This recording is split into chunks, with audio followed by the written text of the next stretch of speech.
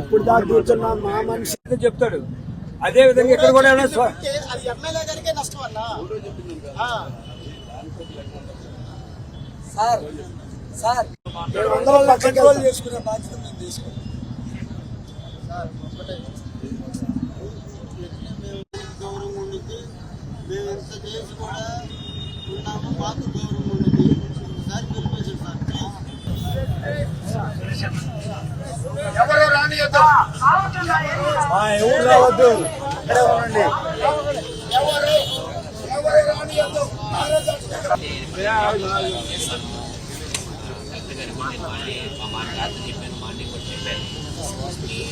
ఏవైతే మీ డిమాండ్స్ వాటిని పంపిస్తాం మన లెవెల్లో. ఏదైతే హౌస్ రేట్ లాంటివి ఎంఆర్ఓ నేనే చేసి పెన్షన్ లాంటివి కానీ నేను అవైలబిలిటీ టెక్నికల్ లాంటివి మన లెవెల్లో మనం చేస్తాం. మనం ఆయన వద్దుగా మొత్తం ఎంత ఇస్తుంది అనేది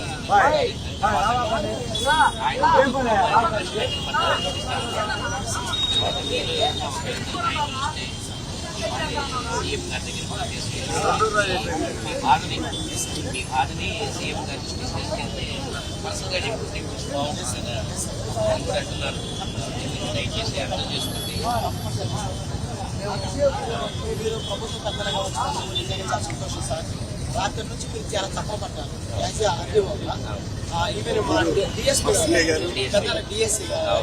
నాకు పొద్దున మళ్ళీ ఎస్సీ కమిషన్ చైర్మన్ గారు వస్తే ఆ ప్రోటోకాల్ చూసుకుని ఆయన కలిసి దండం పెట్టించి మళ్ళీ వస్తున్నాయి ఇక్కడికి. సరే ఏదైనా కానీ సార్, ఇప్పుడు మేము ఏదైతే మేము కొన్ని డిమాండ్స్ పుల్లారా గారు మాకు వచ్చిన తర్వాత ఆయన ముందు కొన్ని డిమాండ్స్ పెట్టవచ్చు. రాత్రి మీరు ఏదైతే మీ ముందు మేము చెప్పామో అదే డిమాండ్స్ ఇప్పుడు బాధ్యత చర్చించాము. ఆ డిమాండ్స్ మీకు రిప్రజెంటేషన్ రూపంలో మార్పు యొక్క సిగ్నేచర్ పట్టు మీకు ఇస్తాను సార్. దాన్ని మీరు తీసుకుంటాను సార్. నేను తీసుకోకూడదు అంటున్నాను సార్. మీరంటే మాకు సంపూర్ణమైన గౌరవం కానీ మాకు ఎమ్మెల్యే గారు వచ్చి ఆయనతో మాట్లాడాలని కదా సార్. రాత్రి ఆయన కూడా కొన్ని ఇచ్చారు ప్రశ్నిస్తారని సీఎం గారి దగ్గర తీసుకెళ్తారు. కోర్టులో మాట్లాడిస్తాను. అట్లా గారు ఈ పని మనం రాత్రి చేసుకుంటాం కదా. తెల్లారి ఎందుకు రోడ్డు మీద కూర్చోమని చెప్పండి. కనీసం మా బాధ అర్థం చేసుకోగలరు. మీ బాధ మీకు సార్. మేము పెట్టిన డిమాండ్ కూడా చాలా చిన్న డిమాండ్, అది సమాజం కూడా ఆమోదించదగినటువంటి డిమాండ్ సార్. మా ఎమ్మెల్యే గారితో మేము మాట్లాడుకుంటాను కూడా మేము అడుక్కోవాల్సిన పరిస్థితి ఎట్లా సార్ చెప్పండి.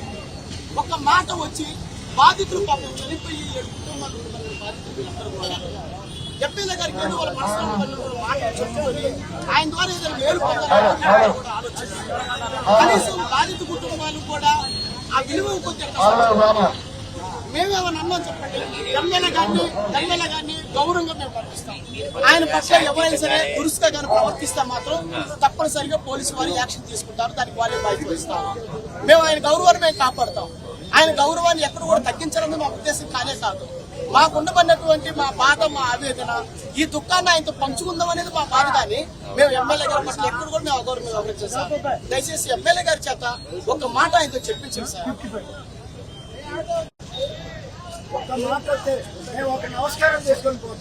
చిలకలూరుపేట ఘటనపై ప్రభుత్వం చాలా దారుణంగా వ్యవహరిస్తుంది.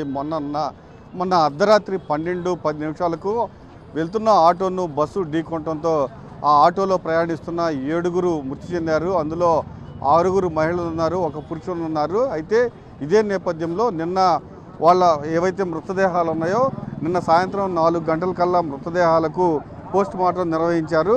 అయితే ఖచ్చితంగా మృతులు కుటుంబ సభ్యులకు ప్రభుత్వం ఆదుకోవాలని డిమాండ్ చేస్తున్నారు. మృతుల కుటుంబ సభ్యులు కానీ లేకపోతే ఆ గ్రామానికి సంబంధించిన ప్రజలు, దళిత సంఘాలు ఖచ్చితంగా మృతుల కుటుంబాలకు న్యాయం చేయాలి అని డిమాండ్ చేస్తూ ఉన్నారు. అయితే వచ్చిన అక్కడ స్థానిక ఎమ్మెల్యే పత్తిపాటి పుల్లారావు కానీ లేకపోతే ఎంపీ లావు శ్రీకృష్ణదేవరాయలు కానీ ఎటువంటి హామీ ఇవ్వకుండా వెళ్ళిపోవడం జరిగింది. దాంతోపాటుగా పుల్లారావు అయితే పార్టీ సభ్యత్వం ఉంటే ఖచ్చితంగా వాళ్ళకే 5 లక్షలు వస్తాయి అని చెప్పారు. కాదు, మీరు ఖచ్చితంగా న్యాయం చేయాలి ఆ కుటుంబాలకి అని చెప్తే ఏం మాట్లాడకుండా వెళ్ళిపోయారు. దీంతో దాదాపు నిన్న సాయంత్రం 4 గంటల నుంచి మృతుల కుటుంబ సభ్యులతో పాటు ఎంఆర్పిఎస్ అలానే వేలూరు గ్రామ ప్రజలంతా జాతీయ రహదారిపై ధర్నా చేస్తున్నారు. ఇప్పటికీ దాదాపు 17 గంటలు గడుస్తుంది, అయినా ధర్నా కొనసాగుతూనే ఉంది. మనం చూస్తున్నాం పోలీసులు కూడా చర్చిస్తున్నారు. ఇప్పటికే అనేక సార్లు చర్చించారు. అటు పుల్లారావు దగ్గరికి వెళ్తున్నారు, ఇక్కడ ధర్నా చేస్తున్న నాయకుల దగ్గరికి వస్తూ ఉన్నారు, చర్చిస్తున్నారు. కానీ ఖచ్చితంగా ఎవరైతే బాధితులు ఉన్నారో వాళ్ళైతే ఒకటే చెప్తున్నారు, ఖచ్చితంగా పుల్లారావు ఇక్కడికి రావాలి, వచ్చి ప్రభుత్వం ఆదుకుంటుందని ప్రకటించాలి. అట్లా లేని పక్షంలో ఖచ్చితంగా తమ ధర్నా కొనసాగుతుందని తేల్చి చెబుతున్నారు. ఇప్పటికే అనేక మార్లు చర్చలు జరిగాయి, కానీ చర్చలు మాత్రం సఫలం కావట్లేదు. ఖచ్చితంగా పుల్లారావు ఇక్కడికి రావాలి, పుల్లారావు ఇక్కడికి వచ్చిన తరువాతే మేము ఇక్కడి నుంచి తేల్చి చెప్తామని చెప్తున్నారు. మనం చూస్తూ ఉన్నాం, పూర్తిగా పోలీసులతో కూడా అదే చెప్తున్నారు. పోలీసులు కూడా కాదు, జాతీయ రహదారి కాబట్టి మీరు ఖచ్చితంగా ఇక్కడి నుంచి వెళ్ళిపోవాలి, దాదాపు 17 గంటల నుంచి మీరు నిరసన తెలుపుతున్నారు, ఇబ్బంది అవుతుంది అని చెప్తున్నారు. కానీ బాధిత దళితులు దాదాపు 7 మంది చనిపోతే కనీసం ప్రభుత్వం పట్టించుకోవట్లేదు. ఇది చాలా దారుణమైన పరిస్థితి అని ఆగ్రహం వ్యక్తం చేస్తున్నారు. దళితులు ప్రమాదంలో చనిపోతే వారిని ఆదుకోవడానికి ప్రభుత్వం ఎందుకు ఇంత నిర్లక్ష్యంగా వ్యవహరిస్తుందని మండిపడుతూ ఉన్నారు. మనం చూస్తూ ఉన్నాం, దాదాపు 17 గంటల నుంచి ధర్నా కొనసాగుతూ ఉంది. రాత్రంతా ఇక్కడ ఉన్న నాయకులు కానీ, వేలూరు గ్రామస్తులు కానీ, మృతుల కుటుంబ సభ్యులు కానీ జాతీయ రహదారిపైనే ఇక్కడే పడుకుని ఇక్కడే నిద్రించి ధర్నా కొనసాగిస్తూ ఉన్నారు. ఇప్పటికే 17 గంటలైంది. ఆ 17 గంటల నుంచి ధర్నా కొనసాగుతూనే ఉంది. ఎట్టి పరిస్థితుల్లో ఎమ్మెల్యే ఇక్కడికి వచ్చి తమకు సమాధానం చెప్పేంతవరకు ఇక్కడి నుంచి కదిలే ప్రసక్తే లేదని తేల్చి చెబుతున్నారు. పూర్తిగా పోలీసులు కూడా ఇక్కడి నుంచి వెళ్ళిపోతున్న పరిస్థితి. మనతో నాయకులు ఉన్నారు. సార్, ఏం చెప్తున్నారు? ఇప్పటికే అనేక సార్లు వచ్చారు, మీతో చర్చించారు, 17 గంటలైంది, మీరు ధర్నా కొనసాగిస్తూనే ఉన్నారు, ఏమంటున్నారు అసలు? ఇప్పటికీ ఘటన జరిగి 34 గంటలు కావస్తున్నప్పటికీ 34 గంటల నుండి బాధితులకు న్యాయం జరగాలని చెప్పేసి మేము రోడ్డుకి కూర్చుంటే మేము అడిగినటువంటి కోరికలు కూడా అత్యంత చిన్నవి.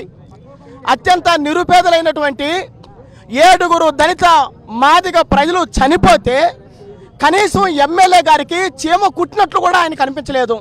చీమ కుట్టలేనట్టు కూడా అనిపించలేదు అంటారు. కారణం ఒకటే, అక్కడ బాడీలు అక్కడ పెట్టి బాధిత కుటుంబాలు మొత్తం కూడా, ఆ గ్రామానికి సంబంధించినటువంటి ప్రజలందరూ కూడా ఎర్రని ఎండలో ఇలాగే కూర్చుంటే కనీసం టెంట్ వేయించేటటువంటి మనసు కూడా ఎమ్మెల్యే గారికి రాలేదు.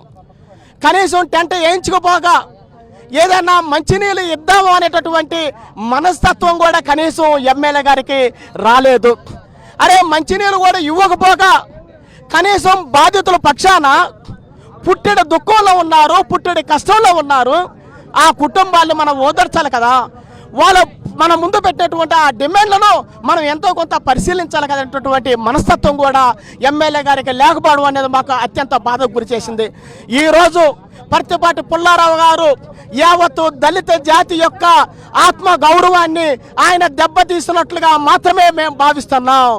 ఆయన మా ఆత్మగౌరవాన్ని దెబ్బతీస్తున్నందుకు నిరసనగా 34 గంటల నుండి ఈ నరసరావుపేట నేషనల్ హైవేలో అర్ధరాత్రి కూడా మేము అన్నాలు తినకుండా, నీళ్లు తాకుండా, అలాగే నిద్రాహారాలు మానేసి 7 బాధిత కుటుంబాలకు న్యాయం జరగాలని చెప్పేసి, న్యాయం చెయ్యండి ఎమ్మెల్యే గారు అని చెప్పేసి అంటే ఆయన ఏసీ రూముల్లో కూర్చొని చర్చలు నడుపుతున్నారు.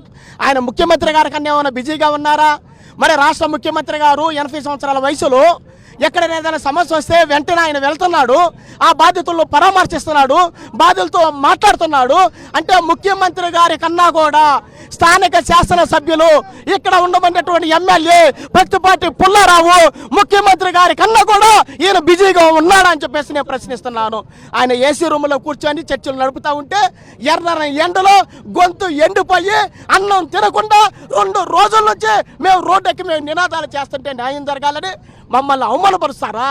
ఓడించినటువంటి మాదిగలే భవిష్యత్తులో పుల్లారావుని, గెలిపించిన మాదిగలే భవిష్యత్తులో పుల్లారావును ఓడిస్తారని చెప్పేసి ఈ సందర్భంగా మేము తెలియజేస్తున్నాం. పుల్లారావు గారికి మేమింకా పుల్లారావు గారికి 2 గంటల సమయం ఇస్తున్నాం. 2 గంటల సమయంలోపు కానీ స్థానిక శాసనసభ్యులు కానీ వచ్చి చనిపోయినటువంటి బాధిత కుటుంబాలకు ఆయన ఏ మేలు చేస్తాడో ఆ అంశాన్ని కానీ బాధితులు కానీ చెప్పకపోతే మాత్రం ఆ శవాలను తీసుకొని మేమే పుల్లారావు గారి ఇంటికి వెళ్తామని చెప్పేసి ఈ సందర్భంగా తెలియజేస్తున్నాం. పూర్తిగా ఖచ్చితంగా ఎవరైతే బాధితులు ఉన్నారో ఆ బాధితుల కుటుంబాలకి న్యాయం జరగాలి, న్యాయం జరిగేటట్లు పుల్లారావు చర్యలు తీసుకోవాలి. 2 గంటలు సమయం ఇస్తున్నాం, లేకపోతే మార్చిరీలో ఉన్న మృతదేహాలను తీసుకువెళ్ళి పుల్లారావు ఇంటి దగ్గరే ధర్నా నిర్వహిస్తామని కూడా హెచ్చరికలు జారీ చేస్తున్నారు. హరి.